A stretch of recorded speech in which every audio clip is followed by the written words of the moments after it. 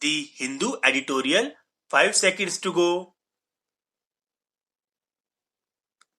Start.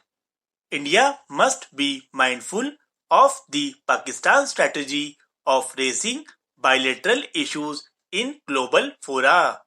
The speeches at the UN General Assembly by Pakistan's Prime Minister Imran Khan and a day later by Prime Minister Narendra Modi were a study in contrasts. Mr. Modi focused on India's own role on the world stage and the need to reform the UN and expand the Security Council to give India more representation. Mr. Khan focused less time on Pakistan launching a broadside against India.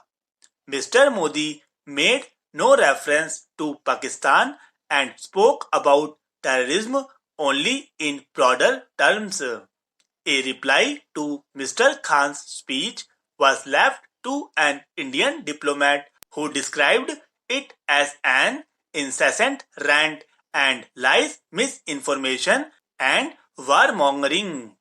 Mr. Khan's references to India, which formed more than a third of his text, repeated the vilification in his previous speeches, accusing the Modi government of state sponsorship of Islamophobia, of following an extremist ideology of the RSS, which he claims is inspired by Nazi concepts of racial purity and supremacy and of planning to cleanse the country of minorities.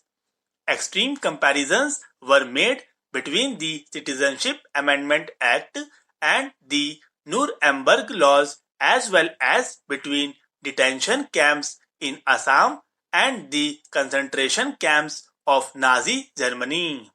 Next, he launched into a diatribe of Jammu and Kashmir, more or less mirroring his speech of last year, which included accusations that the government's moves to dilute Article 370 and reorganize J&K state into union territories were akin to a final solution of genocide for the state and contravenes UN laws. He concluded with a reference to LOC tensions where ceasefire violations have risen, ending on an exaggerated note that referred to Kashmir as a nuclear flashpoint. Mr. Khan's speech can be easily countered and dismissed as the government has Pakistan's own record on minorities, including its own laws that even prevent minorities from holding high office, completely demolish Pakistan's credentials to attack India, which is constitutionally declared secular democracy. Mr. Khan's accusation of Indian state terrorism come even as his country faces a decisive movement at the Financial Action Task Force in October, where Pakistan has been kept on a grey list since June 2018.